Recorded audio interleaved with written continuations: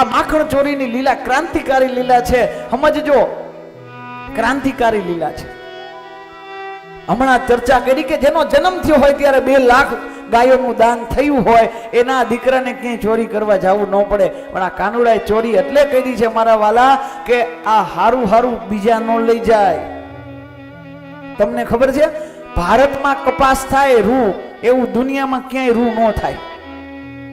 ભારતમાં જ રૂ થાય એવું કઈ વિશ્વમાં તમે જોયું કે ભારતનો કપાસ? આપણે ત્યાં જુનાગઢમાં કેરી થાય ને એવું વિશ્વમાં ક્યાંય કેરી નથી થતી. આપણે પંજાબમાં જે હારા ઘઉં થાય છે ને એવા વિશ્વમાં ક્યાંય હારા ઘઉં નથી થતા. પણ થાય શું ખબર છે?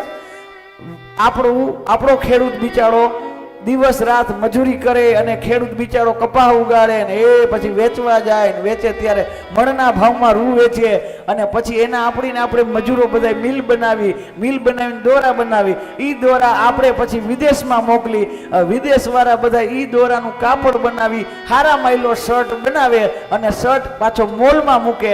આપણે કપાસના ભાવ દીધા હોય વેચવા ટાણે અને ઈ જ ખાલી પીટર ઇંગ્લેન્ડનો એક સિક્કો લાગી જાય એટલે ઈ જે 200 રૂપિયાનો કપાસ હોય ને ઈ 5000 રૂપિયાનો શર્ટ લઈ. આ મૂર્ખાઈ છે. આ કૃષ્ણને નથી ગમતી એટલે એને ક્રાંતિ કરી છે માખણ ચોરી.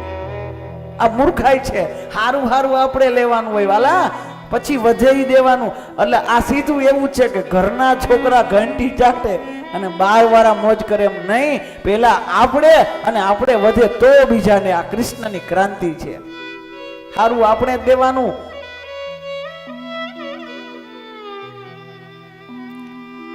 હું હજી એક આગ્રહ કરીશ, આપણા લુહાર સમાજમાં કોઈ હારો શિક્ષક હોય, કોઈ હારો ભણાવતો માસ્તર હોય, એને પોતાની નિવૃત્તિના સમયમાં, ભલે પ્રવૃત્તિમાં તો થઈ જાય પણ નિવૃત્તિના સમયમાં સમાજના છોકરાઓને હારું હારું શીખડાવવાનું અને આ કામ એને કરવાનું છે. બધાએ પોતપોતાનું કામ કરવાનું છે મારા વાલા. હારું હારું હોય, આવડત હારી હોય ને એ સમાજને આપજો, સમાજનું કલ્યાણ થશે. આ મેધા શક્તિને બહાર જવું જ ન પડે જ્યાં આપણો સ્વીકાર ન કરી. અહીંયા આપણે મેધાનો સ્વીકાર નથી કરતા એટલે જ મેધા શક્તિને વિદેશ પલાયન કરવું પડે છે.